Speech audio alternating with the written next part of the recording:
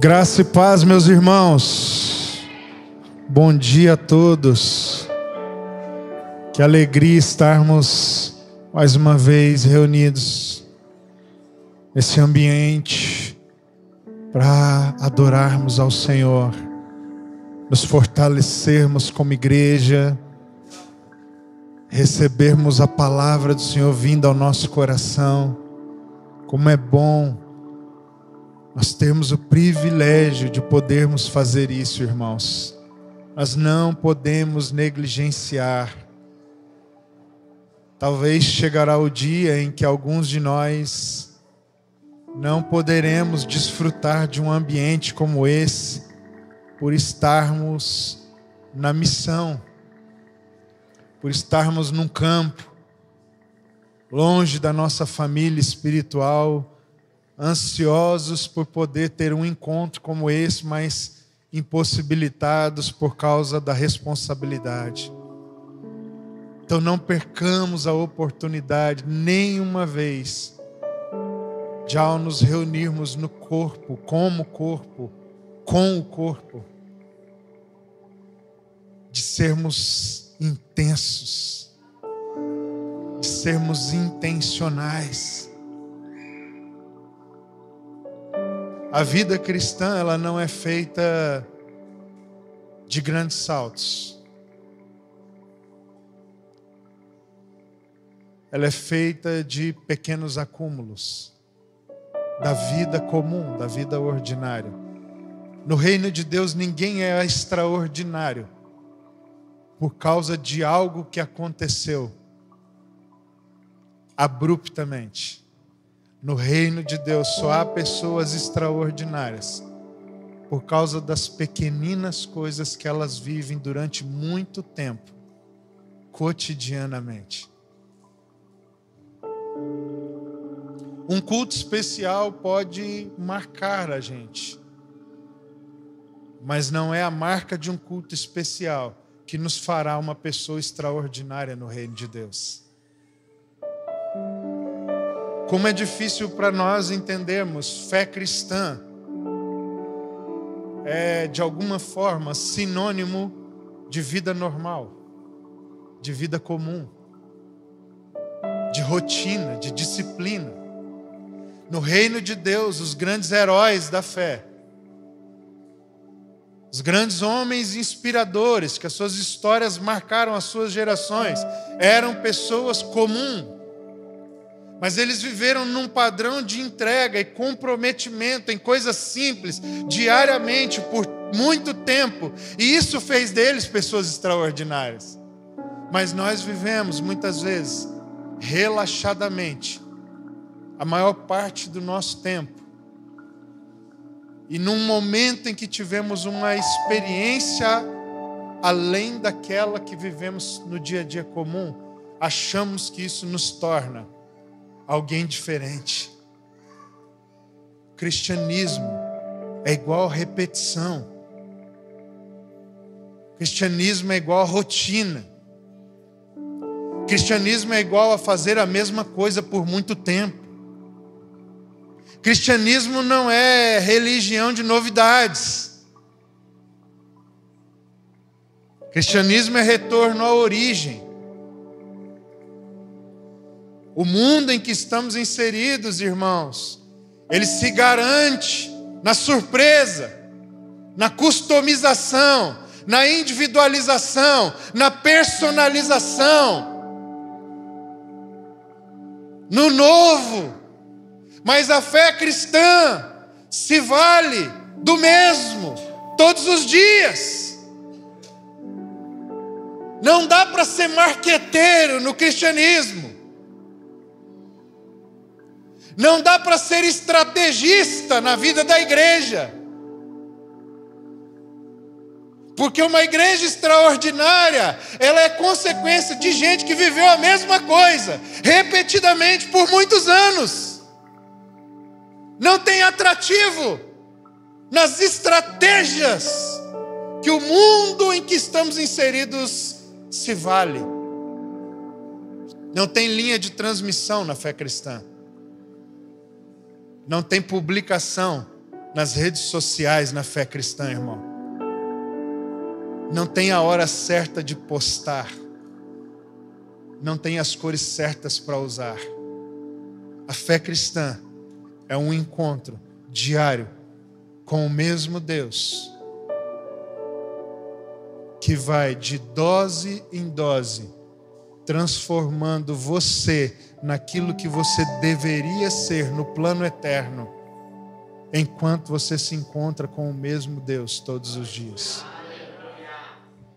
Mas, pensando em nós, Ele nos deu ferramentas que nos auxiliam. Então Ele nos deu os irmãos.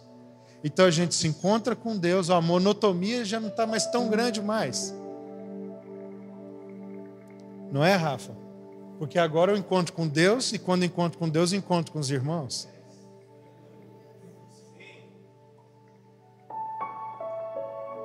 Então essa mesmice da fé cristã é o que mais tentamos evitar. E é a única coisa que pode nos tornar pessoas extraordinárias no reino de Deus. Se você não gosta de monotonia, cuidado, irmão. Porque você vai procurar novidades que vão te afastar dos fundamentos da fé. E você vai precisar sempre de uma dose de dopamina religiosa para achar que o culto foi bom, para achar que a mesa foi satisfatória, para achar que aquela reunião de oração justificou o seu sacrifício, o seu esforço, o seu acordar, o seu se comprometer. Em nome de Jesus, irmão, expulsa esse demônio que ainda encontra espaço para te deixar num ciclo de instabilidade, ora voando na fé e ora em depressão espiritual. Porque você não encontra coisas que te empolguem. A fé não é empolgação, é convicção. Satanás desvirtuou muitos de nós, a igreja, muitas congregações, porque elas dançam no ritmo e nas tendências que o mundo está indo, só achando que, por não termos os mesmos princípios, estamos vivendo o plano de Deus, embalados nos ritmos de Satanás. E eu não estou falando de música, eu estou falando das tendências, das modas, das novidades que governam o mundo e que também estão atuando sobre essa ansiedade, esse vazio que está dentro de muitos de nós e de muitas congregações.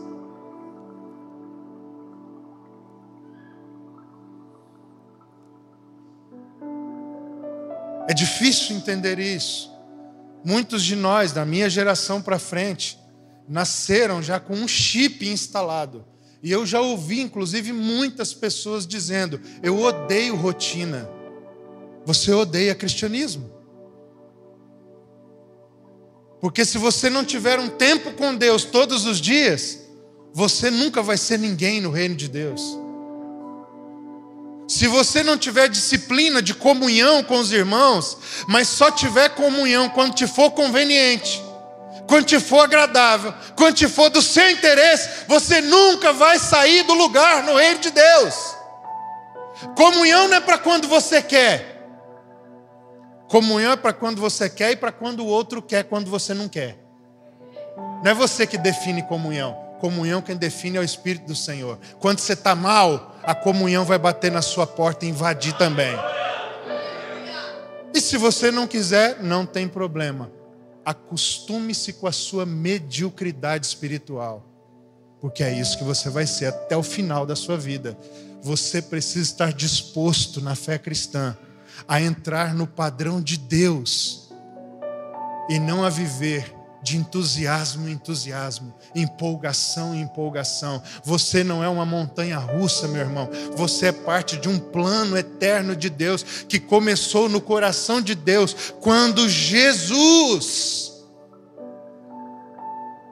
fez todas as coisas em si mesmo por causa desse desejo que está no coração do Eterno, antes da criação do mundo. Você não é uma obra de gangorra, de altos e baixos. Você é aquilo de mais perene, mais estável que há no coração de Deus, irmão. Você precisa entender que é uma construção de coisas comuns, não de rompantes extraordinários. Por que nós contamos algumas histórias sobre Wesley? Porque Wesley se levantava todos os dias, na mesma hora, tinha o mesmo tempo de oração, de leitura da palavra. O Wesley é difícil até falar disso, porque nós falamos dos grandes feitos, mas nos esquecemos que o Wesley tomava o mesmo café da manhã, com os mesmos itens, durante anos. O Wesley tem um livro escrito de receitas, sugerindo receitas para quem é cristão e deseja realmente fazer a vontade de Deus. Ele escreveu um livro de medicina alternativa a partir da alimentação. De tão rigoroso com rotina que Wesley era. Wesley sugere aos seus discípulos como eles deveriam se alimentar no mesmo horário, as mesmas coisas, todos os dias. Mas isso é ignorado no cristianismo. A gente conta que um dia uma mulher estava na fila para ver Wesley pregar, um jornalista entrevistou ela para perguntar por que você acabou de sair de lá de dentro e voltou para a fila de novo. E ela disse, eu não venho ver o Wesley pregar, eu venho ver o Wesley queimar. Uau! Toma o mesmo café da manhã todos os dias, depois de ter tido 3 horas de oração, depois de ter acordado às 4. Isso nós ignoramos. Whitfield, Finney, Moody, Edwards, John Knox. Diga-me qual deles não acordava na mesma hora e tinha o mesmo período de oração durante anos, todos os dias. Nós oramos como Finney, que andava pelas ruas e as pessoas se prostravam por causa da presença de Deus. Mas nós achamos que isso vai acontecer aqui nesse culto hoje.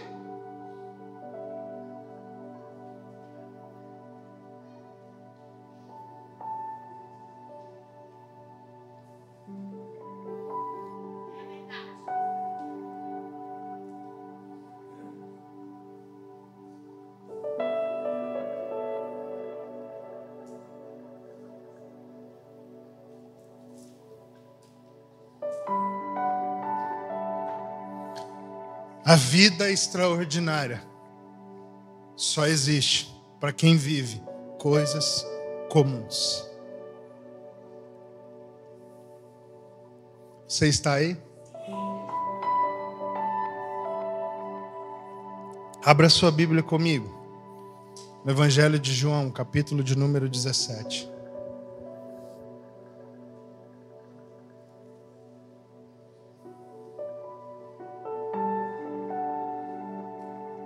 As igrejas mais impactantes da história da igreja no mundo eram igrejas que eram impactantes quando, no domingo à noite, depois da última reunião da conferência, a porta do templo se fechava e as pessoas iam conhecer os irmãos na segunda-feira no seu trabalho. Na terça-feira, num almoço na casa de alguém. Na terça tarde, tomando um chá na casa das pessoas. As maiores igrejas, mais extraordinárias do mundo, da história, eram igrejas que impactam da porta fechada do domingo à noite para frente. Porque esses irmãos se tornaram extraordinários naquilo que é comum.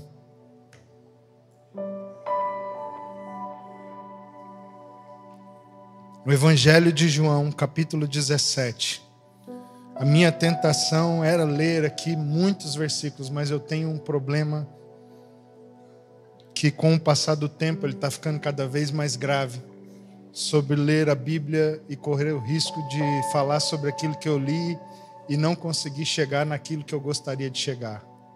Esse problema está se agravando ao longo dos anos. Então, por isso eu vou me limitar com muita dificuldade a ler apenas o verso 18. Mas vou sugerir a você que leia todo esse capítulo em casa. É muito importante. Em João 17, 18, diz assim a Escritura: assim como tu me enviaste ao mundo, também eu os enviei ao mundo. Vou repetir. Assim como tu me enviaste ao mundo, também eu os enviei ao mundo.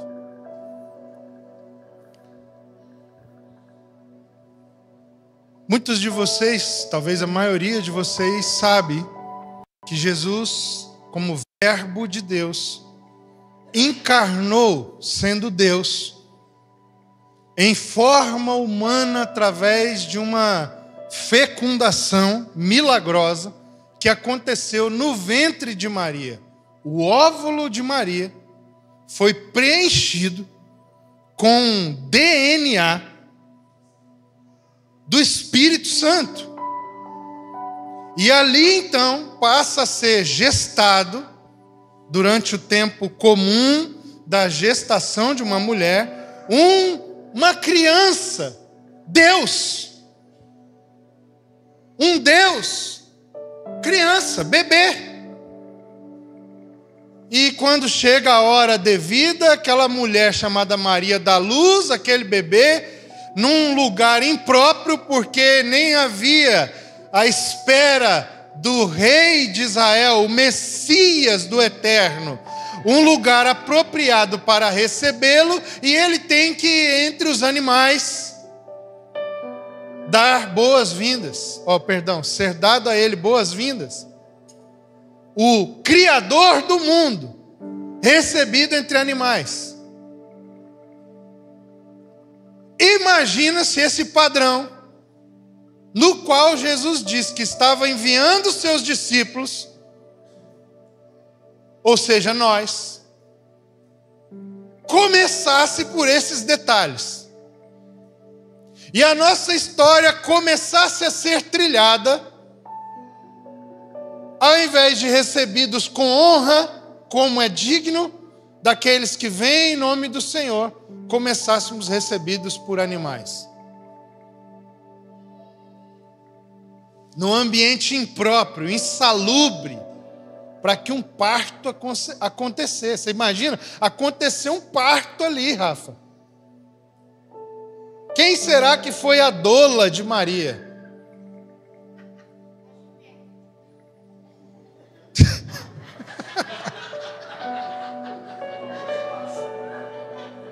Você imagina isso, cara? Nós estamos falando do homem, Deus, que antes de ser homem, criou todo o universo, irmão. Agora ele estava se sujeitando a nascer, não com sons de coros angelicais. Não estavam ali com aquela banda maravilhosa. Não era o Daniel cantando. Tinha animais mugindo em adoração ao Criador do universo. Imagina se esse padrão é exigido de nós, na nossa formação, porque ali agora, quando o bebê nasce e chora, Deus, menino, Deus, criança, agora ele vai se iniciar um processo de sujeição, até que ele faça 30 anos de idade, irmãozinho.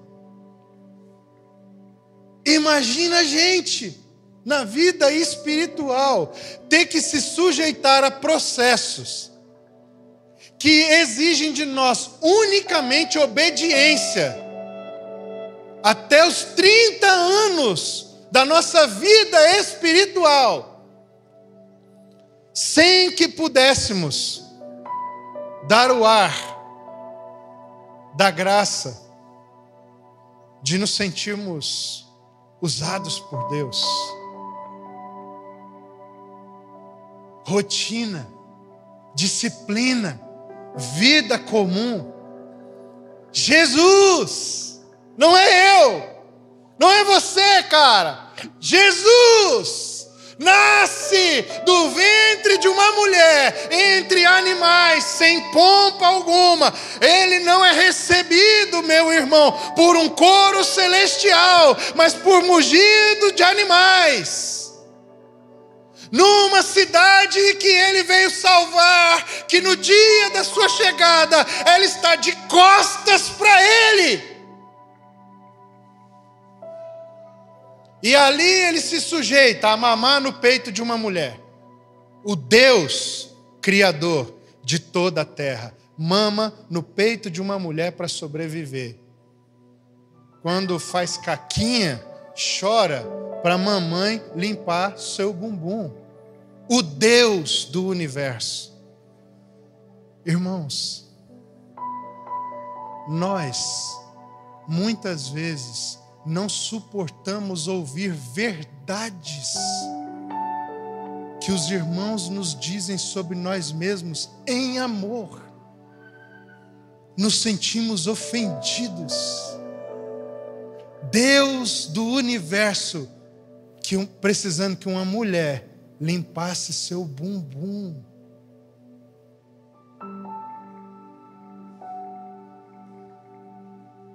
Se ela só estava viva porque ele decidiu que ela ficasse, ele precisa que ela lhe pegue no colo. Se fosse nos nossos dias, que troque as suas fraldas. O Deus sustentador de todas as coisas. Imagina se esse for o padrão. Será que é disso que Jesus estava falando? Tomara que não, irmãos. Porque se assim como o Pai me enviou, eu os envio, for inclusive desses detalhes, nós estamos fritos. Pouquíssimos de nós escapariam, sobreviveriam até os 30 anos. Nós não suportamos obedecer a alguém. Nós não suportamos ter que nos sujeitar a alguém. Nós temos crise de ansiedade, irmão, quando as nossas vontades não são feitas.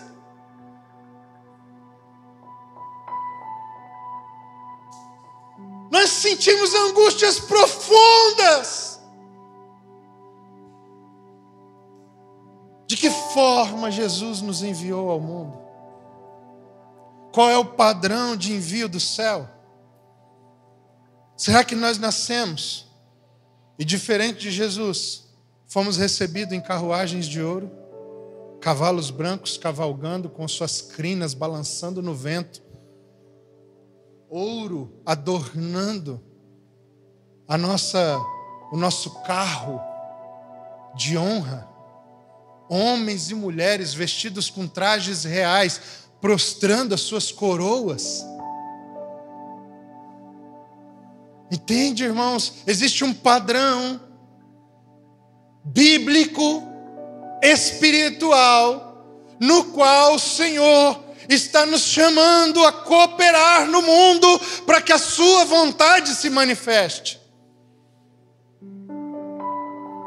E eu queria que você olhasse para esse texto na sua casa, depois você lesse o texto todo, para você entender que essa intercessão, a partir do verso 18, ela vai encontrar um movimento de aceleração. E só há movimento de aceleração quando nós compreendemos e nos sujeitamos ao padrão de envio de Jesus. Assim como tu me enviaste ao mundo, Pai, também eu os enviei ao mundo.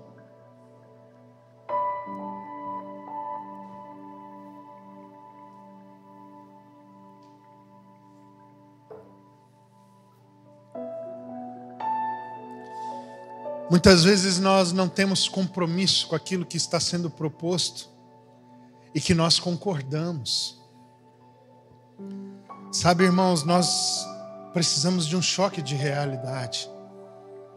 Precisamos de um choque de integridade urgente dentro de nós. Nós estamos vivendo a fé, irmãos, segundo o nosso gosto, segundo o nosso jeitinho, segundo os nossos prazeres humanos, carnais. Nós evitamos as coisas que chamamos de pecado, que são práticas de imoralidades absurdas.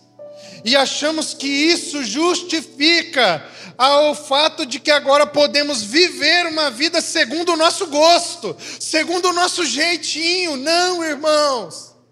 É tão pecado quanto as coisas absurdas, que até para uma pessoa comum que não conhece o Senhor, aquilo é um problema. Mas tem coisas sutis. O convite do Senhor para nós exige uma radicalidade. Essa radicalidade tem uma égide, uma pedra que cai sobre nós, a sua palavra, porque por meio da sua palavra encontramos a sua vontade. Não temos outra vida. O único jeito de vivermos para estarmos cumprindo o envio do Senhor é segundo a sua vontade. Segundo a sua vontade. Vamos mudar de casa, segundo a sua vontade. Vamos viajar de férias, segundo a sua vontade. Vamos comprar roupa para me vestir, para ir trabalhar, segundo a sua vontade. Vamos comprar um tênis para passear, segundo a sua vontade. Vamos à casa de um irmão, segundo a sua vontade. Vamos visitar nossa parentela, segundo a sua vontade. Vamos visitar os enfermos nos hospitais, segundo a sua vontade. Vamos servir comida para o morador de rua, segundo a sua vontade.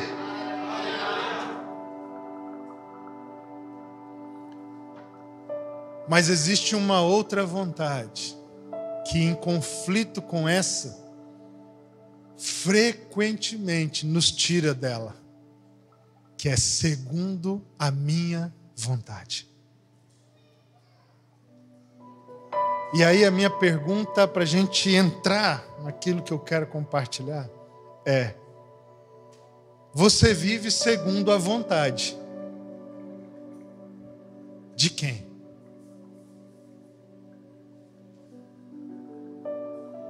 É a vontade de quem que tem governado as suas escolhas, as suas atitudes, as suas palavras.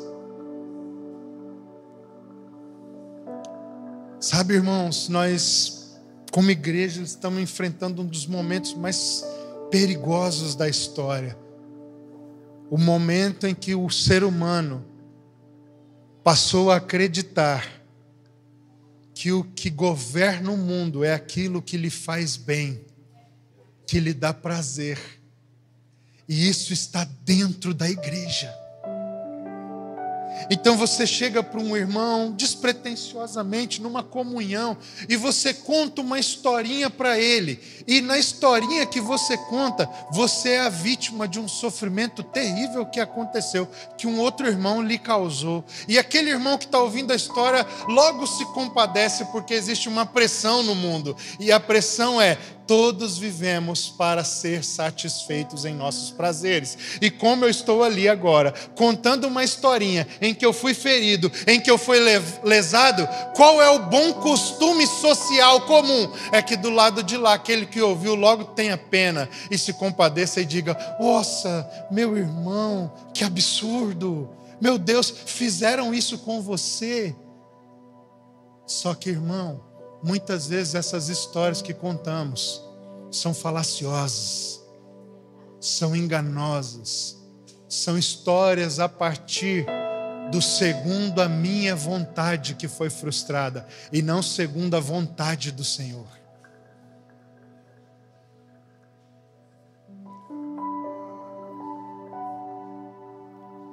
Fomos enviados. Nós não seremos enviados, Daniel. Nós somos enviados. Enviados é o que nós somos. Não existe igreja em nenhum lugar do mundo que não seja composta de gente enviada. Porque todo aquele que nasce do alto, do Espírito, nasce como fruto de um envio de Jesus, da natureza do próprio Cristo, que o céu fez sobre a sua vida. E a partir do instante em que você nasce no Espírito, não há mais escolha, você se tornou um enviado de Deus.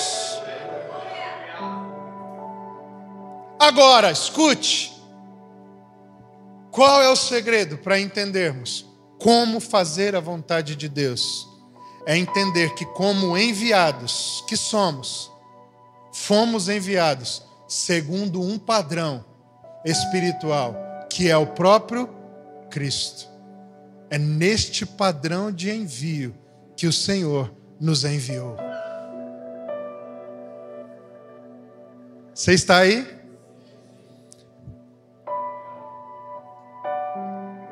Abra comigo a sua Bíblia em Mateus, no capítulo 10. Vamos ver se existe alguma pista desse padrão de envio de Jesus.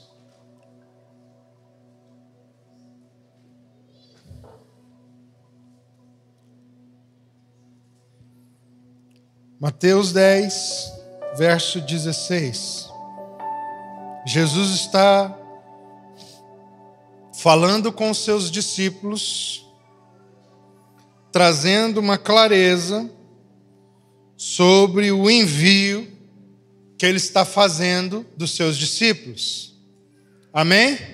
E aí chegamos no verso 16, quando ele diz uma das coisas mais brutais que algum discípulo já ouviu na face da terra. E eles ficaram empolgados com isso. Eis que eu vos envio. João 17, assim como o Pai me enviou ao mundo, eu vos envio. Amém? Então aqui ele está falando sobre aquilo que ele disse em João 17 também. Eis que eu vos envio. Jesus falando de novo como ele envia seus discípulos. E aí ele diz: como ovelhas para o meio dos lobos. Irmão, escuta. Como ovelhas para o meio dos lobos. Eu acho que esse poderia ser o tema da minha pregação. Como ovelhas em meio aos lobos. O envio de Jesus para nós, Bacon, é para sermos como ovelhas em meio aos lobos. Parece que a igreja do nosso tempo inverteu isso. E nós estamos entre as ovelhas como lobos.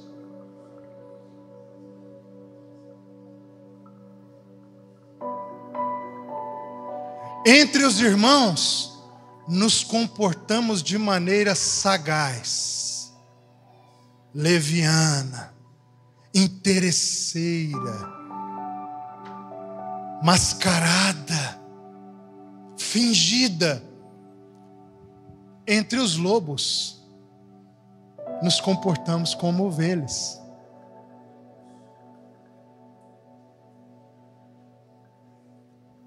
Somos verdadeiros santos quando estamos conversando com pessoas do mundo. Só que escute, qual é o problema disso aqui?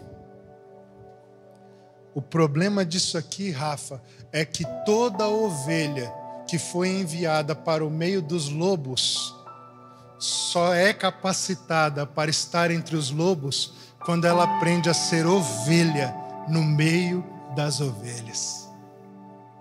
Jesus não disse isso, mas todo o envio do céu no padrão de Cristo começa primeiro por uma convivência profunda e transformadora entre os iguais, para depois padecermos na missão entre os diferentes.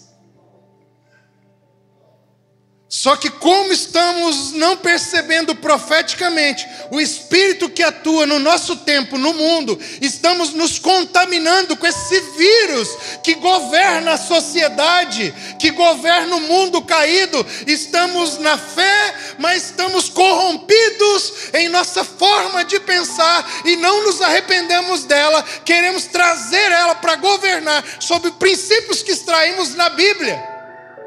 Então nós estamos vivendo como lobos em meio a ovelhas, para tentar ser ovelha no meio dos lobos. Mas irmão, deixa eu dizer uma coisa para você. Você não vai aprender a ser ovelha entre os lobos se você não conseguir ser ovelha entre as ovelhas. Sabe por quê?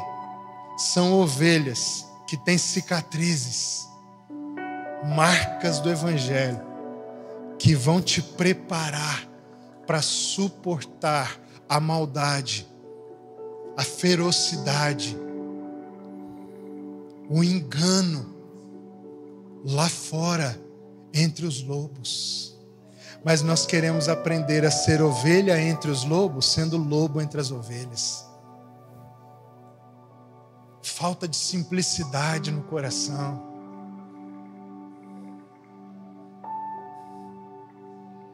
Falta de transparência, falta de humildade. Como nós somos arrogantes, irmãos. Meu Deus, como nós queremos que as pessoas reconheçam que nós temos razão. Meu Deus, que absurdo.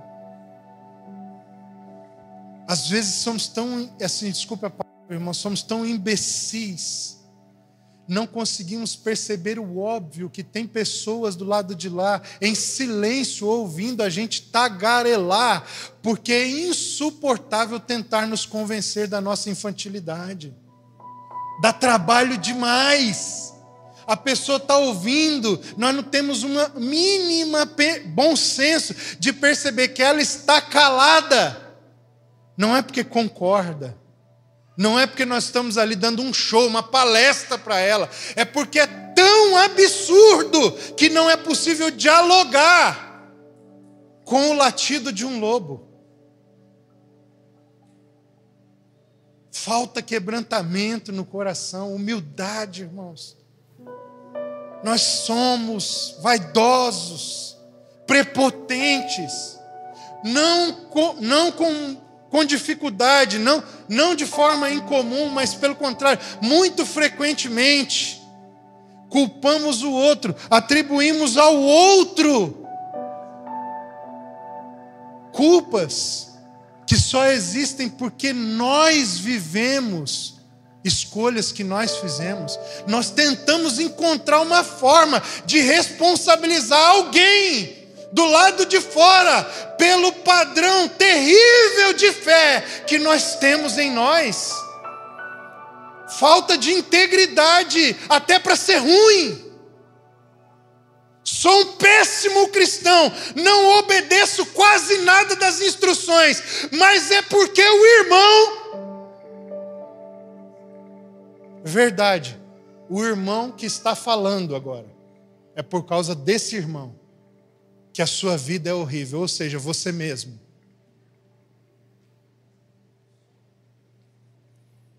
Como eu vos envio, como ovelhas em meio aos lobos, não como lobo em meio às ovelhas. Escute isso, meu irmão. Receba isso no seu coração. Em nome de Jesus, tenha sua mentalidade transformada. Lobos são sagazes, lobos são maliciosos, seja malicioso entre os irmãos, porque você nunca será como Jesus entre os lobos. Pelo contrário, você envergonha a fé cristã. Você denuncia a igreja como corrompida. Porque você não tem poder espiritual operando. Você não tem autoridade espiritual fluindo. Então, quando você está no mundo de trevas, você é tão apagado quanto eles, mas você se traveste de religiosidade. Quando a luz acende, irmão, as trevas se dissipam. Só que para ter essa autoridade, Ada, eu tenho que aprender no meio das ovelhas, sendo ovelha.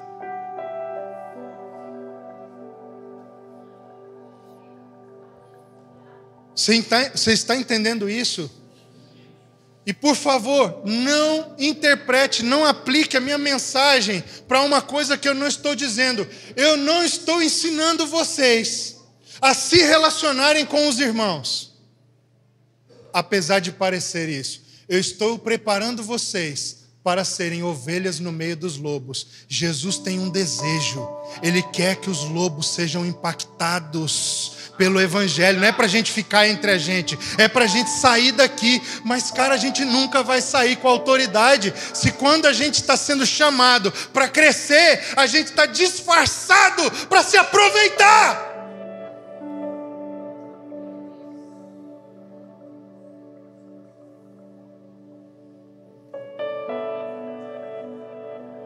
Abre seu coração de verdade, cara. Expõe sua vida de verdade. Esqueça os seus mas. Esqueça suas justificativas. Esqueça suas muletas de se apoiar sobre o outro para justificar um padrão horrível de obediência ao evangelho que você tem. Confesse os seus pecados. Se arrependa verdadeiramente.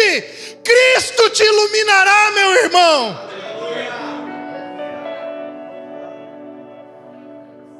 Deixe as marcas do evangelho ferirem você. E você terá autoridade para, mesmo sofrendo a ameaça da sua vida entre os lobos, viver em paz, correndo risco, por causa do testemunho do Espírito que flui de você. Você entende isso? Eu não estou falando sobre... Hoje essa mensagem não é para relacionamento entre os irmãos.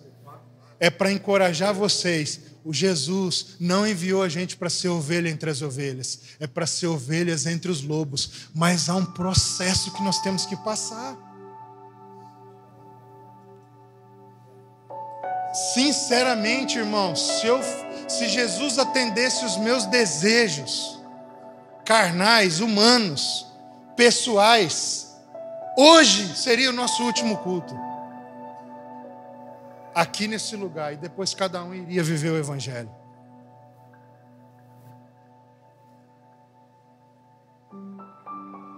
Porque Ele nos chamou. Ele nos chamou. Ele nos chamou com um envio. Foi assim que nós nascemos. Nascemos para que o seu nome seja levantado sobre os céus de todas as cidades, vilarejos do mundo.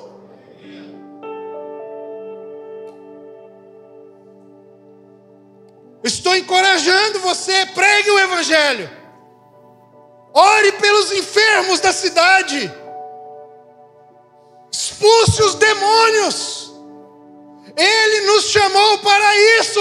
Não se acovardem, não se intimidem, não se acomodem. Esse é o nosso principal problema. Estamos confortáveis demais aqui.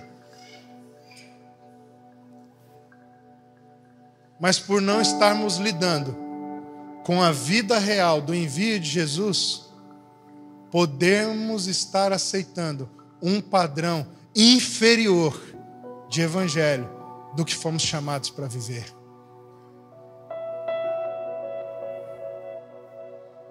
Porque não fomos enviados como ovelhas entre ovelhas. Fomos enviados como ovelhas entre os lobos. O nosso fim é estar vivendo o evangelho entre os lobos.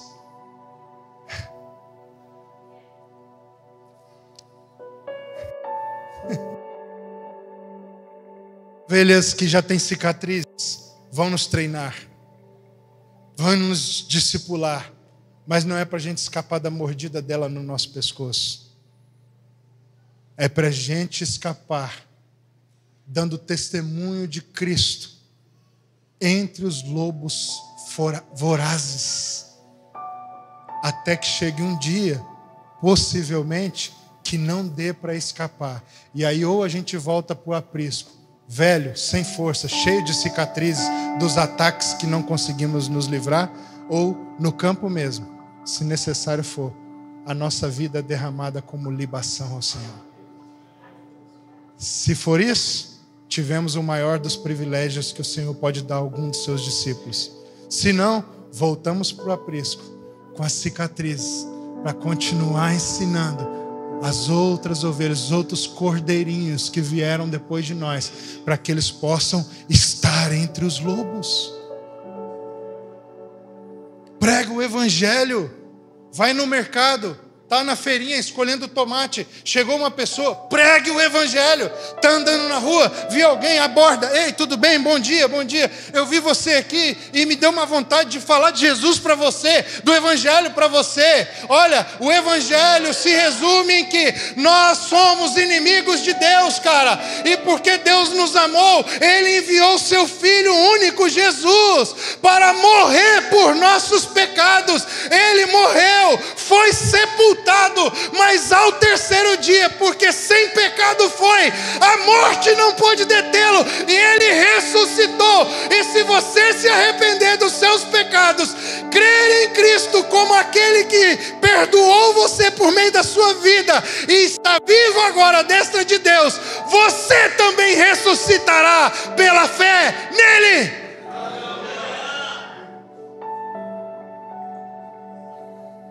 Prega o evangelho.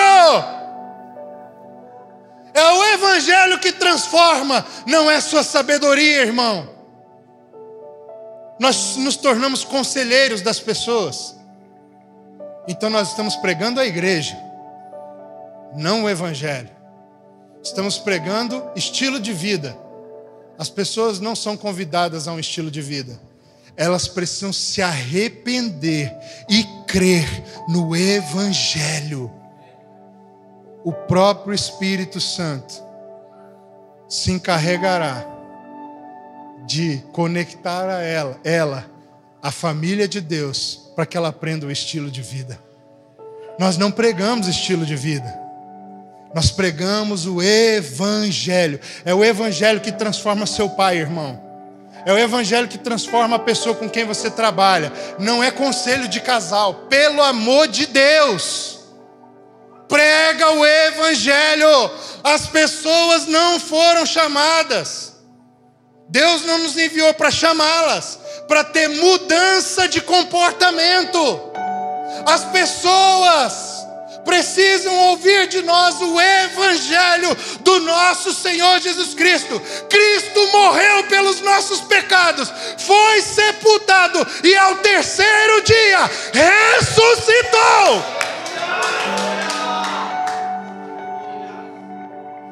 Eu sou a prova viva disso. O convite do Senhor para mim foi: se arrependa de quem você é e deixe que a sua vida seja governada, dirigida por mim. Se você crer, eu perdoarei os seus pecados e você ressuscitará comigo naquele dia. Eu falei: é isso que eu quero, é isso que eu preciso. Então Ele passa a me governar, e agora com a sua palavra Ele me dá um estilo de vida. Se você prega estilo de vida, você prega a igreja, não o evangelho. A igreja, quem prega é Jesus, irmão. A gente prega Jesus, Jesus prega a igreja. Você está aí? Como fomos chamados a viver? Como ovelhas em meio aos lobos. Porque foi para isso que fomos enviados. Agora abre comigo João 13.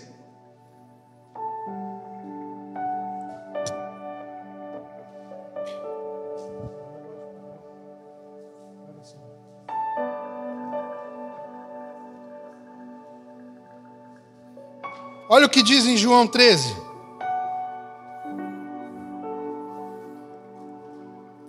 Estamos procurando entender como fomos enviados, assim como ele foi enviado. O tema central é como ovelhas em meio aos lobos. Acabamos de ver que foi desse jeito. O que significa ser enviado como Jesus? Jesus mesmo respondeu: ser enviado como ovelha em meio aos lobos. Amém? Mas olha o que ele diz aqui. Então agora nós queremos saber como foi que Jesus foi enviado. Ele disse a ilustração, como ovelha em meio aos lobos. Agora vamos ver na prática o que foi que essa ovelha em meio aos lobos fez com aqueles para os quais ele pregou o evangelho, que no caso era ele mesmo. Olha o que diz aqui. João 13, verso 1. Ora, antes da festa da Páscoa, e o que ia acontecer a partir da Páscoa? Ele ia morrer. Ou seja, ele pregou o evangelho, aqui ele estava agora cravando os últimos significados do que significa o evangelho dentro dos discípulos que ele chamou, e a partir daqui ele ia agora cumprir o evangelho. Porque ele ia morrer pelos pecados. Cumprir o evangelho. E aí olha o que ele diz.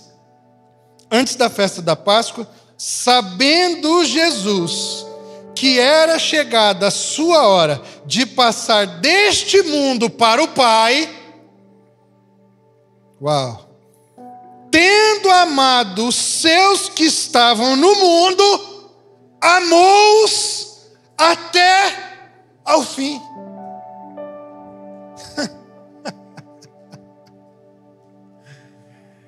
É assim que se vive, como ovelha em meio aos lobos.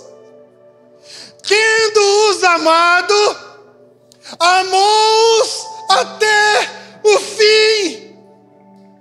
Você quer viver como ovelha em meio aos lobos? Comece a derramar o seu amor, revelando o amor de Jesus pelas pessoas com quem você vive.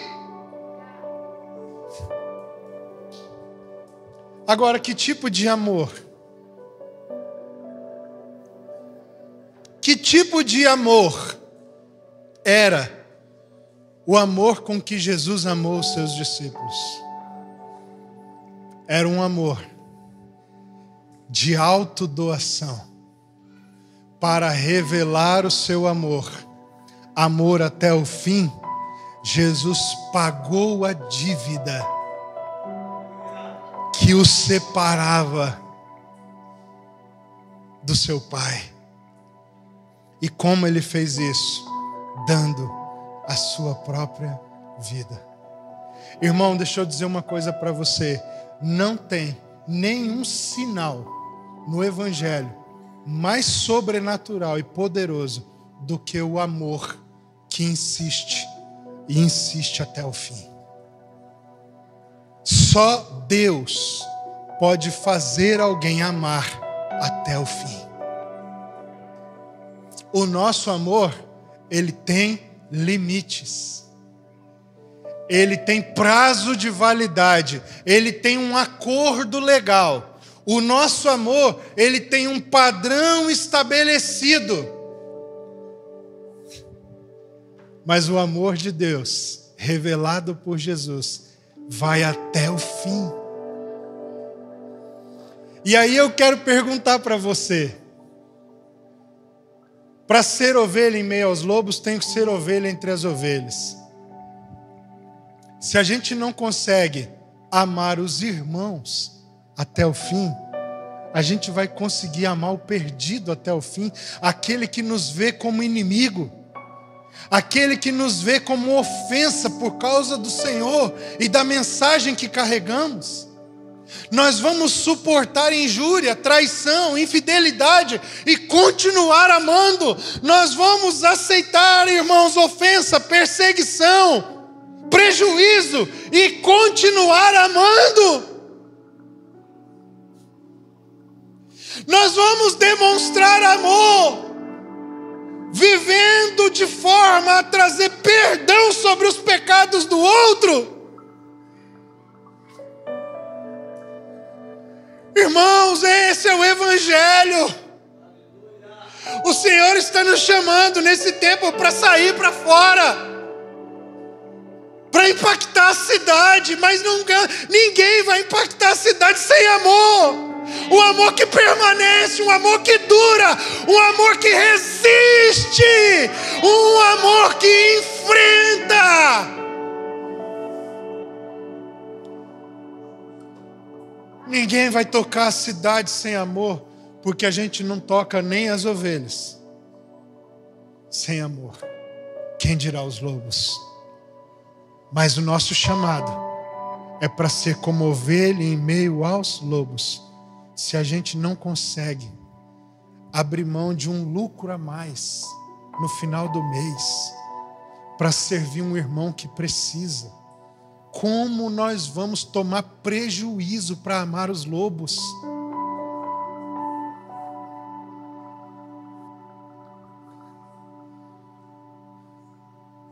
Como você tem vivido, irmão? O amor pode ser uma marca identificada na sua vida, nos seus relacionamentos. Alguém poderia dizer sobre você, cara, uma das principais ou a principal característica desse irmão é o amor. Cara, como esse irmão ama. Qual é a prova do amor? Vida de autossacrifício, autodoação por aquele que não merece, por aquele que não tem direitos. Quem ama, doa-se, e doa-se não porque o outro tem mérito, porque o outro precisa dessa doação. Amar é sofrer a injustiça para que o outro seja abençoado. Muitos de nós são pessoas cheias de direitos, irmãos. A gente vive procurando saber o tempo inteiro qual é o nosso direito em cada situação para exigi-lo, para cobrá-lo.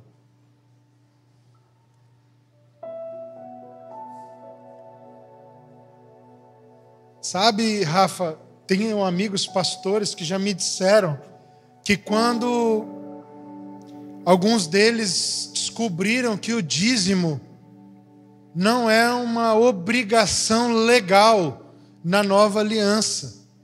E alguns deles me disseram que ao ensinar isso à igreja, os irmãos pararam de contribuir, porque eles descobriram que isso não é mais um dever obrigatório. Então eles pararam de contribuir. Irmão, deixa eu dizer uma coisa para vocês aqui. Se você faz alguma contribuição aqui, porque você acha que isso é o seu dever obrigatório, gaste o seu dinheiro com outra coisa, por favor. Administre o seu dízimo você mesmo. Você está liberado.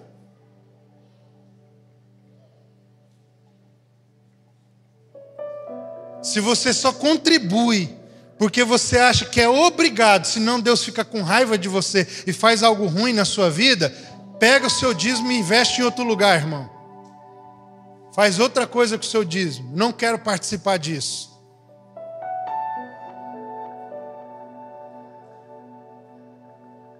Aqui nós somos família. Nós temos um vínculo de amor.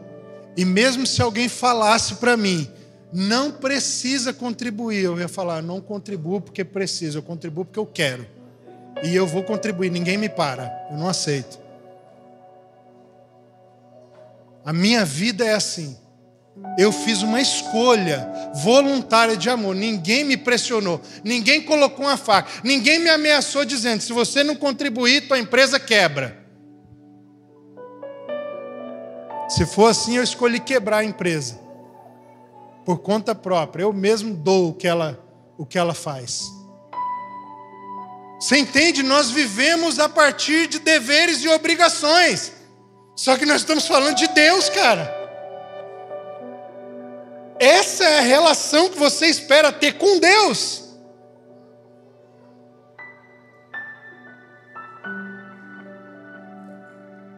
Começa a ser assim no dízimo. Daqui a pouco, começa a se achar que algumas outras coisas não são pecado. E eu descubro que eu só não fazia aquilo porque isso me trazia muita culpa por causa do sentimento religioso que está por trás daquilo. Então agora eu começo a ter até coragem para conversar com outras mulheres, porque Deus perdoa. Então eu não faço isso porque eu tenho uma escolha, eu faço isso porque existia uma grade que me separava de quem de verdade eu sou. Quando tiraram a grade, eu volto a ser aquele animal irracional. Então eu vivo em adultério, fornico, sou viciado em pornografia. Então eu faço coisas escondidas. Por quê? Porque agora eu descobri que isso não é mais uma obrigação. Irmão, presta atenção. Não trair um cônjuge, uma mulher, um homem, não é porque isso é errado. É porque eu amo.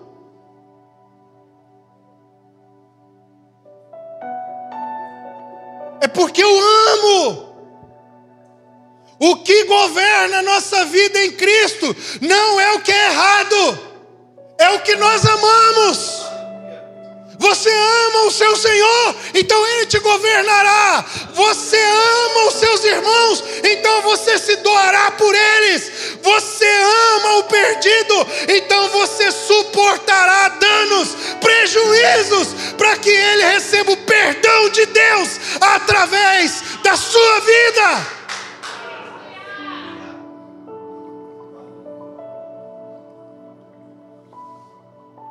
Mais à frente, em João 13. Uau, esse é o padrão. Ele nos amou, amou até o fim. Como ovelhas em meio aos lobos, nós amamos e vamos amar até o fim. Olha o que ele diz aqui, falando ainda sobre isso, versículo 34.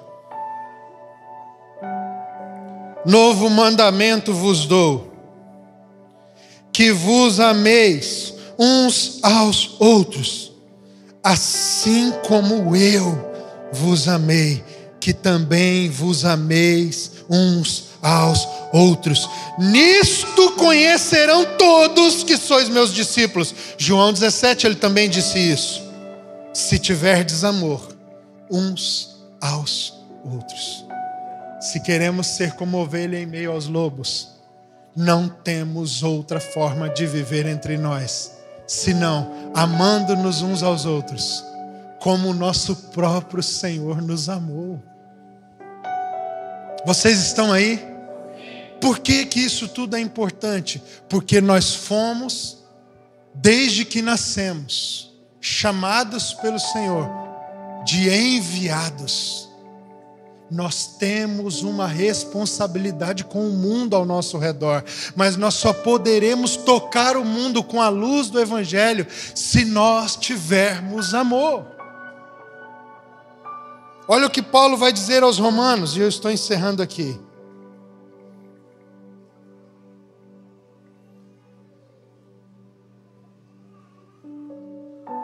Romanos capítulo 10.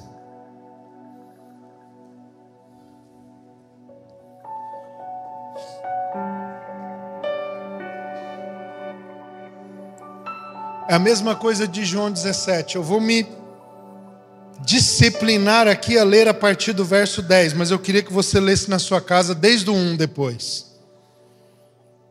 Olha o que ele diz aqui a partir do verso 9, perdão. Se com a tua boca confessares Jesus como Senhor, e em teu coração creres que Deus o ressuscitou dentre os mortos, será salvo. Por quê? Porque isso aqui é o Evangelho. E a pessoa que crê no Evangelho, ela será salva. Então o que Paulo está dizendo aqui? Quem crê no Evangelho será salvo. E ele está resumindo o que é o Evangelho. Verso 10. Por quê? Com o coração se crê para a justiça e com a boca se confessa a respeito da salvação. Olhe para mim. Nós interpretamos esse versículo para fazer apelo, dizendo: quem quer aceitar Jesus, levanta a mão e vem aqui à frente. Você confessa Jesus? A pessoa diz sim. Então nós declaramos com base em Romanos: essa pessoa está salva. Não é isso que esse texto está dizendo, irmãos. O que esse texto está dizendo é que quem creu interiormente, verdadeiramente em Cristo, confessa a salvação de Jesus. E esse confessar aqui significa anunciar a salvação. Ele se torna um enviado. Quem creu de verdade, Paulo está dizendo, você vai saber, porque ele vai viver como ovelha em meio aos lobos. Então olhe para mim. O que isso quer dizer para nós? É que como eu sei quem creu de verdade, pelo testemunho que essa pessoa dá acerca do que Cristo fez em sua vida, salvação. Se ela não tem um testemunho de salvação, irmão, é porque ela não creu verdadeiramente no coração. E eu não estou falando, Isaías, de se tornar um pregador. Eu estou falando de alguém que foi tão capturado pelo amor, porque creu, que agora vive de forma a transbordar. O amor não tem como ser contido dentro de quem foi salvo em Cristo Jesus. E aí o texto continua. Vocês estão comigo? Porque com o coração se crê para a justiça, ou seja, para a justiça. O que significa isso? Porque essa pessoa que creu no coração, ela é justificada. Essa é a justiça a qual Paulo está se referindo. A justificação pela fé, salvação.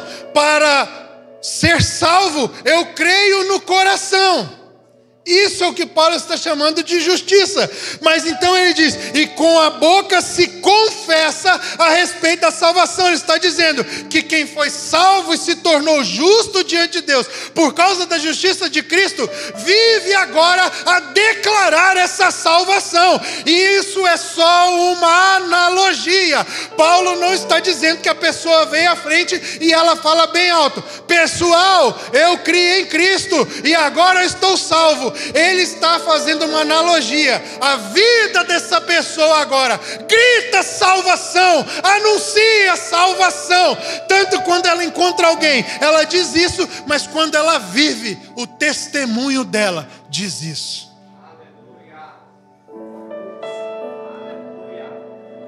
É uma analogia, não é literal. Paulo não está dizendo que a pessoa se torna um pregador de um dia para o outro. Com a boca, ele está dizendo que ela se torna uma mensagem. Ela se torna uma mensagem. Olhe para mim, se Cristo te alcançou verdadeiramente um dia, você se tornou uma mensagem, irmão. E se você não tem conseguido ser uma mensagem, se sujeite às ovelhas cicatrizadas em amor, em sinceridade, porque é isso que vai te preparar para ser ovelha em meio aos lobos. Vocês estão aí? E ele continua: porquanto a Escritura diz, todo aquele que nele crê não será confundido, Pois não há distinção entre judeu e grego, uma vez que o mesmo é o Senhor de todos, rico para com todos os que invocam. Por quê? Por que, Paulo? Por que, salmista? Porque todo aquele que invocar o nome do Senhor será salvo. Como, porém, invocarão aquele em quem não creram? E como crerão naquele de quem nada ouviram? E como ouvirão se não há quem pregue? E como pregarão se não forem enviados? Mas nós já fomos enviados e nós iremos, amando e amando até o fim. Como crerão? Diga: através de mim, através de nós. É assim que crerão, é assim que ouvirão, é assim que serão salvos, porque o Senhor tem nos chamado também para amar e amar até o fim. Essa precisa ser a nossa marca de espiritualidade. E onde é o nosso centro de treinamento? É aqui. Para amar até o fim lá, nós precisamos amar como Ele nos amou aqui. Você está comigo? E ele conclui dizendo: quão formosos são os pés dos que anunciam as boas novas. Uau. O Senhor está nos chamando, igreja. Essa cidade precisa ser chacoalhada pelo Evangelho.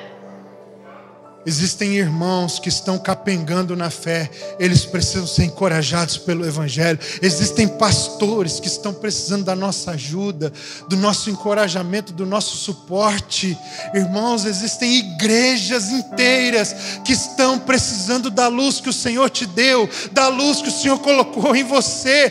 Então, meu irmão, minha irmã, seja a resposta dessas orações, seja a resposta dessas necessidades, seja a resposta do que essa cidade precisa.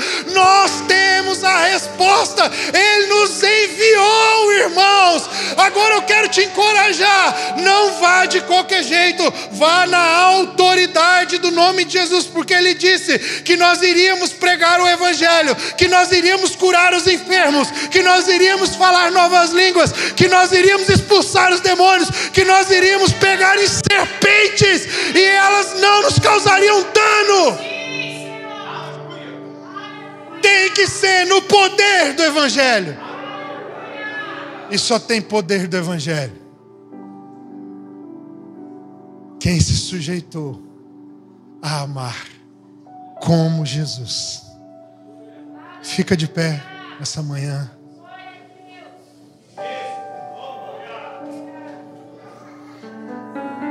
Vamos ganhar a cidade, não para nós, para o Senhor que nos enviou. Vamos fazer o nome de Jesus ser escrito sobre os céus da nossa cidade, irmãos.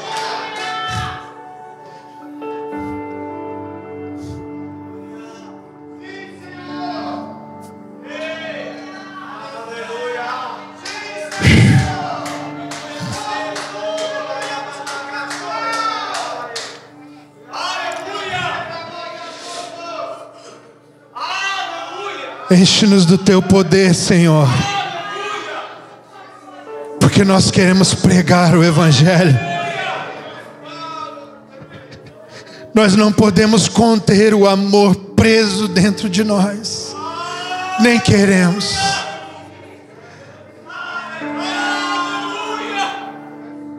Nós ministramos poder para curar os enfermos, para expulsar demônios com os nossos irmãos, para que o Seu nome seja conhecido nessa cidade, nesse estado, nessa nação.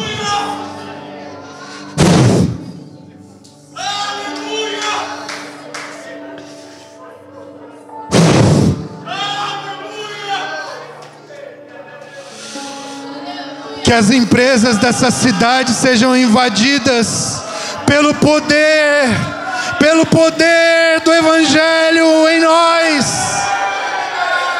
Que os órgãos públicos dessa cidade sejam tomados de um verdadeiro avivamento. Que as ruas de Cacoal, de Rondônia, conheçam, Senhor, o Teu nome pela manifestação do poder que há em Ti.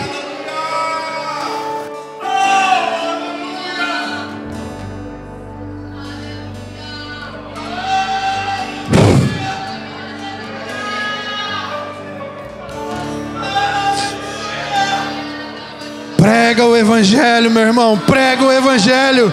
Testemunhe a salvação. Seja testemunha da salvação.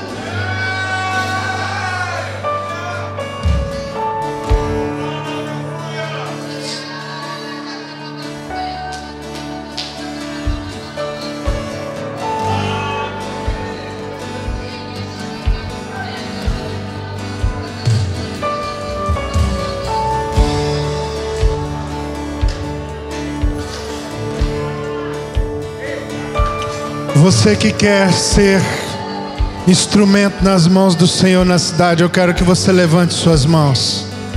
Todos aqueles que quiserem servir ao Senhor verdadeiramente, fique com as suas mãos levantadas. Não tenha medo, o Senhor é quem nos capacita, meu irmão. Pai, em nome de Jesus, eu oro, Senhor, nessa manhã, sobre todos esses que levantaram as suas mãos. Libera o Teu poder agora dentro de nós. Libera o Teu poder sobre essa igreja, Senhor. Libera o Teu poder para que manifestações sobrenaturais aconteçam nessa cidade. Para que os mortos ressuscitem, os enfermos sejam curados, os cativos sejam libertos, e sobre a cidade seja anunciada a grande salvação do nosso Deus. Eu te abençoo, meu irmão. Eu te abençoo, seja revestido de poder do alto, seja tomado no seu interior do poder do Espírito Santo. Vá, seja corajoso, seja ousado, seja intrépido, apresente a salvação, manifeste sinais.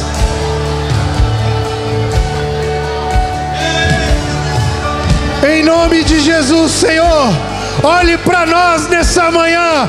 Estamos disponíveis.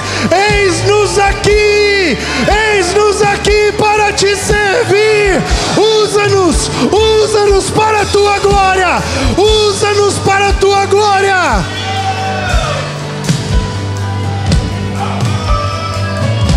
Conte com as nossas mãos, com o nosso corpo, com a nossa palavra, com a nossa vida, Senhor. Tu nos tens em suas mãos. Essa é a nossa oração. Nós nos comprometemos em fazê-lo conhecido, em manifestar o Teu reino, o Teu poder sobre a nossa cidade, em nome de Jesus. Em nome de Jesus. Dê um aplauso ao Senhor. Aleluia. Nós estamos, Senhor, disponíveis, dispostos. Aleluia.